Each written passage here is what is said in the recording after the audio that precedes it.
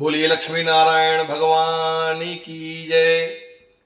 सज्जनों, आज मैं आपको जप करने की विधि इत्यादि बता रहा हूं। आप इस विधि का उपयोग करके अपने द्वारा किए जाने वाले जो जप अनुष्ठान वगैरह है उनको पूर्णता की ओर ले जा सकते हैं। उनका सही उचित जो फल है वो आपको प्राप्त होगा। तो जप की जो श्रेष्ठता है वो समझने के लिए हम इस प्रकार जाने कि जो भगवान के गुण हैं उन सारे गुणों की व्याख्या करना ही भगवान का भजन है।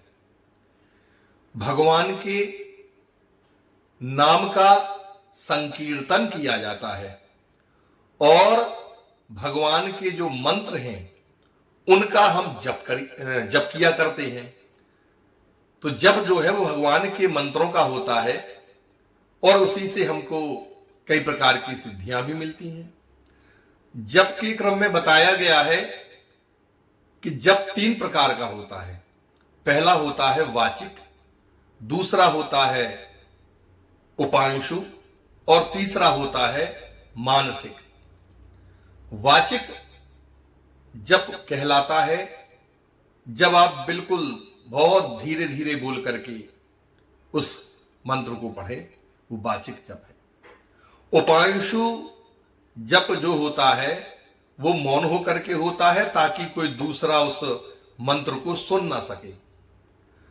तीसरा जो मानसिक जप है उस जप में ना तो हमारे होंठ हिलते हैं और ना ही हमारी जीभ हिलती है, मन में ही उस मंत्र का जप निरंतर चलता रहता है। इस प्रकार जप की 3 विधियां शास्त्र में बताई गई हैं। अब श्रेष्ठता का क्रम बताते हुए लिखता है शास्त्र कि वाचिक जप तो श्रेष्ठ है ही, क्योंकि भगवान का जप किसी भी प्रकार से किया जाए वो श्रेष्ठ ही होता है। लेकिन वाचिक जप से श्रेष्ठ उपांशु जप को माना गया है और सर्वश्रेष्ठ जप उपांशु के बाद जो मानसिक जप है उसको कहा गया है। इसीलिए प्रयास करें कि जितना ज्यादा हो सके हम मानसिक जाप ही भगवान का करें, जिससे हमारी जप की श्रेष्ठता बढ़ जाए और हमें अनंत गुना फल प्राप्त हो गए। जप करते समय यदि बोल दिया जाए तो श्री भगवान का स्मरण करके उस जप को फिर से प्रारंभ करना चाहिए। यदि आप माला से जप कर रहे हैं और माला आपके हाथ से छूट करके गिर जाए तो फिर माला पुनः प्रारंभ से करें और जितना आपने जप पहले कर लिया है उस माला से उसको छोड़ दिया जाएगा।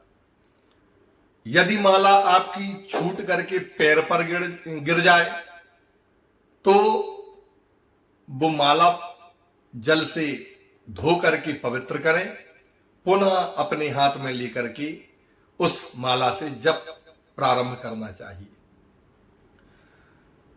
स्थान का भेद भी जप में बताया गया है। यदि आप जप अपने घर में कर रहे हैं तो उसका आपको 1 गुना ही, जितना आप जप करेंगे उतना ही फल प्राप्त होगा। फिर लिखता है शास्त्र कि यदि आपने गौशाला में जाकर के जप किया, गोष्ठे शतगुणः स्मृतः, तो आपको 100 गुना फल मिलेगा। यदि आपने किसी वन अथवा वाटिका अथवा तीर्थ में जप किया तो उसको आपका 1000 गुना फल प्राप्त होगा। पुण्यारण्ये तथा तीर्थे सहस्र गुण मुच्यते। इसके बाद कहता है शास्त्र, किसी पर्वत पर जाकर के यदि आप जप करेंगे तो आपको 10,000 गुना फल प्राप्त होगा। अयुतः पर्वते पुण्यम नद्याम लक्ष गुणो जपः। पर्वत पर 10,000 गुना और नदी के तट पर 1,00,000 लक्ष गुना 1,00,000 गुना फल प्राप्त होता है। किसी देवालय मंदिर में बैठ करके, सिद्ध तीर्थ के मंदिर में बैठ करके यदि आप जप करते हैं तो करोड़ गुना फल आपको प्राप्त होगा। तो लिखा है कोटिर देवालय प्राप्ते।